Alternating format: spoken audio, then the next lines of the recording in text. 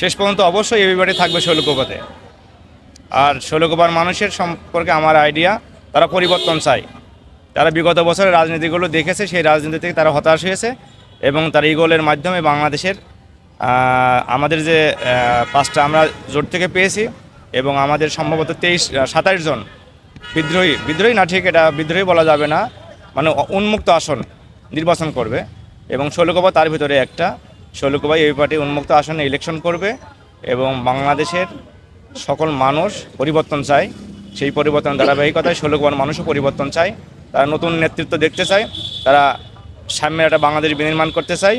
সেই ক্ষেত্রে ইগল মার্কা হবে সবচেয়ে গুরুত্বপূর্ণ একটা মার্কা শৈলকুপার জনগণের, এবং শৈলকুপার জনগণ ইগলের সাথে থাকবে।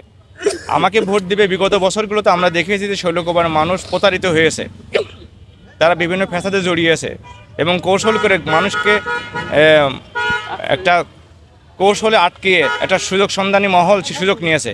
এই জন্য মানুষ পরিবর্তন চায় এবং সেই পরিবর্তনটা ইগলের হাত ধরে শৈলকুপাতে হবে। এই জন্য মানুষ আমাকে পছন্দ করবে আশা করতেছি।